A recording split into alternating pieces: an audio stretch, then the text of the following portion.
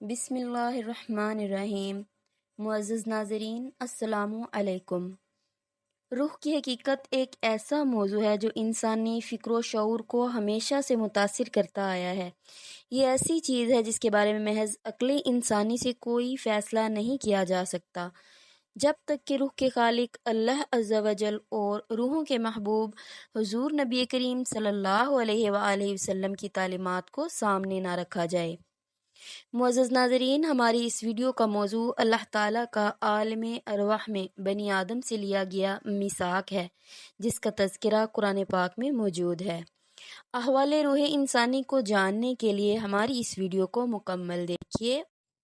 اسلامی تعلیمات کے مطابق روح ایک لطیف جزو ہے اور یہ امر ربی ہے جو انسان کے تخلیقی مراحل کے دوران بدن انسانی میں پھونکی جاتی ہے۔ معزز ناظرین، جب حضرت آدم علیہ السلام کے علاوہ کوئی انسان پیدا نہ ہوا تھا تو اللہ تعالیٰ نے حضرت آدم علیہ السلام کی پشت اطہر پر اپنا دست قدرت پھیرا تو آپ کی پشت سے اولاد آدم کا ظہور شروع ہوا۔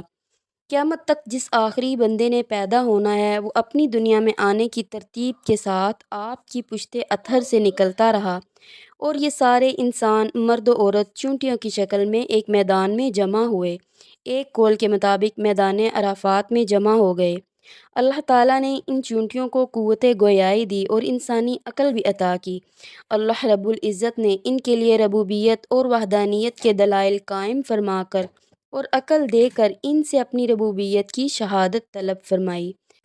قرآن پاک میں اللہ تعالیٰ نے فرمایا، وَإِذْ أَخَذَ رَبُّكَ مِن بَنِي آدَمَ مِن ظُهُورِهِمْ ذُرِّيَّتَهُمْ وَأَشْهَدَهُمْ عَلَىٰ أَنفُسِهِمْ أَلَسْتُ بِرَبِّكُمْ ۖ قَالُوا بَلَىٰ شَهِدْنَا أَن تَقُولُوا يَوْمَ الْقِيَامَةِ إِنَّا كُنَّا عَنْ هَٰذَا غَافِلِينَ۔ ترجمہ کنز الایمان۔ اور اے محبوب، یاد کرو جب تمہارے رب نے اولاد آدم کی پشت سے ان کی نسل نکالی اور انہیں خود ان پر گواہ کیا، کیا میں تمہارا رب نہیں؟ سب بولے، کیوں نہیں، ہم گواہ ہوئے کہ کہیں قیامت کے دن کہو کہ ہمیں اس کی خبر نہ تھی۔ تفسیر صراط الجنان۔ اس آیت میں فرمایا گیا کہ اے حبیب صلی اللہ علیہ وآلہ وسلم، یاد کرو جب تمہارے رب نے اولاد آدم کی پشت سے ان کی نسل نکالی، جبکہ حدیث مبارکہ میں آیا ہے اللہ تعالیٰ نے حضرت آدم علیہ السلام کی پشت سے ان کی ذریت نکالی۔ آیت و حدیث دونوں پر نظر رکھنے سے معلوم ہوتا ہے کہ ذریت نکالنا اسی ترتیب کے ساتھ ہوا جس طرح دنیا میں انہوں نے ایک دوسرے سے پیدا ہونا تھا، یعنی حضرت آدم علیہ السلام کی پشت سے ان کی اولاد اور اولاد کی پشت سے ان کی اولاد، اسی طرح قیامت تک پیدا ہونے والے لوگ۔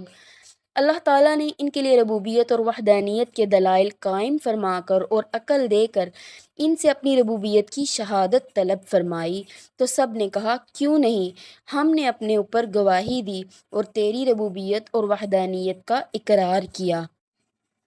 اقرار کرنے والوں میں بہت سے لوگ وہ ہوئے تھے جنہوں نے سورج کی پوجا کرنی تھی اور جنہوں نے آگ کی پوجا کرنی تھی، جنہوں نے کسی اور چیز کو خدا کہنا تھا، اور کچھ لوگ وہ بھی موجود تھے جنہوں نے خدا ہی کا انکار کرنا تھا۔ وہ لوگ بھی موجود ہیں جنہوں نے اللہ کو رب ماننے کی بجائے بتوں کی پوجا کرنی تھی، لیکن سب کے سب توحید کے دلائل سن رہے تھے، اور یہ دلائل سننے کے بعد سب نے کہا، بلا شبہ اے مولا کریم تو ہی رب ہے۔ علماء کرام نے لکھا ہے کہ ہاں کہنے والے دو قسم کے لوگ تھے۔ ایک وہ تھے جنہوں نے دلائل تسلیم کیے اور یہ لوگ جب دنیا میں پیدا ہوئے اور ہوش سنبھالا تو مسلمان ہی رہے، اور دوسرے وہ لوگ تھے جنہوں نے دلائل سنے، توجہ نہیں دی یا کوئی اور وجہ تھی، انہوں نے دل سے اقرار نہیں کیا، ان لوگوں کو دنیا میں ایمان نصیب نہیں ہوگا۔ معزز ناظرین، آیت مبارکہ کی مزید تفصیل میں یہ بھی آیا کہ اللہ تعالیٰ نے فرمایا، ربوبیت کا اقرار کرنے والوں، یہ گواہ بنانا اس لیے تھا کہ کفر و شرک میں مبتلا یہ لوگ بروز قیامت یہ نہ کہہ سکیں کہ ہمیں خبر تھی ہی نہیں کہ تو ہی ہمارا رب عز و جل ہے اور تیرے سوا کوئی بھی رب نہیں۔ اے رب کریم، تو بے خبر کو نہیں پکڑتا، لہٰذا ہمیں چھوڑ دے اور عذاب نہ دے۔ یا پھر یہ لوگ اپنے کفر و شرک کا قصوروار اپنے باپ دادا کو ٹھہرائیں اور کہیں قصور ان کا ہے نہ کہ ہمارا۔ چنانچہ ان کو یہ باتیں کہنے کا حق اس لیے نہ ہوگا کہ ان سے عہد میثاق لے لیا گیا ہے اور یہ باتیں ان کے دلوں کی تہ میں رکھ دی گئی ہیں، اور اس عہد کی یاد دہانی کے لیے ان کے پاس رسول آئے اور انہوں نے اس بات کو یاد دلایا، کتابیں اتریں اور ان کے پاس حق بیان کر دیا گیا، تو اب یہ عذر کرنے کا ان کے پاس موقع نہ رہا۔